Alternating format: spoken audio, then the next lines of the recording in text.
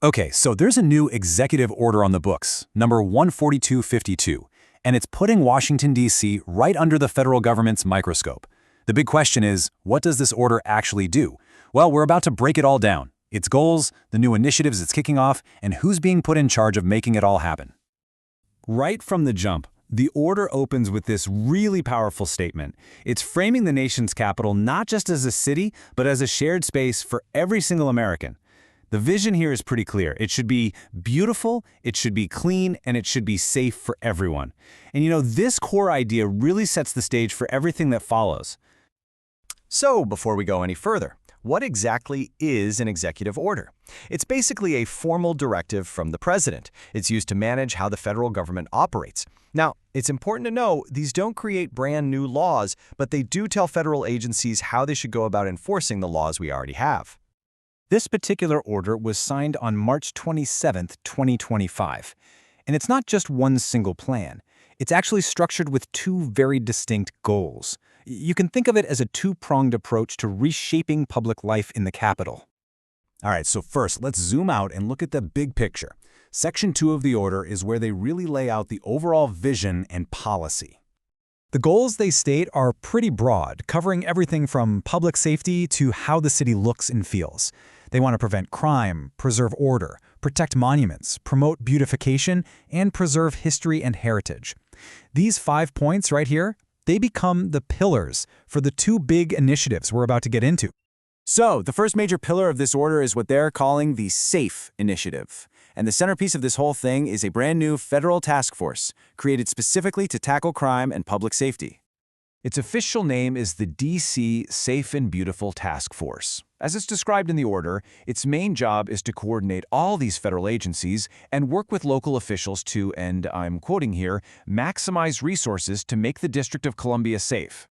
So who's actually on this task force? Well, it's a pretty significant collection of federal power. It's going to be chaired by the Homeland Security Advisor, and it includes people from Homeland Security, the Department of the Interior, the FBI, the U.S. Marshals, the ATF, and even the U.S. Attorney's offices from D.C., Maryland, and Virginia.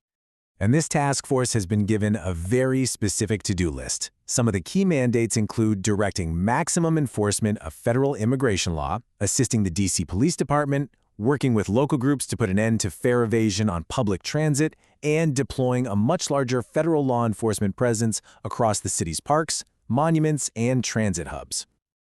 Okay, so that was the SAFE initiative. Now, for the second prong of this executive order, the Beautiful initiative. As you can probably guess, this part is all about aesthetics, cleanliness, and restoring the Capitol's public spaces. While the Homeland Security Advisor is leading the Safety Task Force, the Beautiful initiative is being led by the Secretary of the Interior. This department is now in charge of developing and putting into action a really wide-ranging beautification program for the city. The order actually spells out several key parts of this plan. It calls for restoring damaged monuments, removing graffiti, cleaning up public spaces like sidewalks and parks, and even encouraging private businesses to get involved in the cleanup efforts.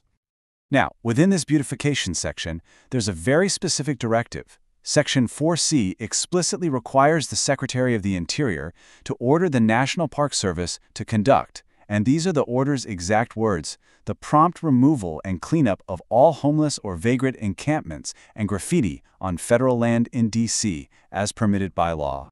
So we've looked at both of the initiatives. What does this all really add up to? Let's take a second and just summarize the key directives. So what you have are two parallel efforts happening under a single order. On one side, you've got the SAFE initiative. That's all about law enforcement, it's led by the Homeland Security Advisor, and its main tool is this new task force. On the other side, you have the Beautiful initiative. That's focused on public spaces, led by the Secretary of the Interior, and its main tool is a new beautification program. Two different focuses, two different leaders, all part of one directive. When you boil it all down, the central theme of Executive Order 14252 is really a significant increase in the federal government's direct authority over how public safety and public spaces are managed day-to-day in Washington, D.C. And that kind of leaves us with a final, really thought-provoking question.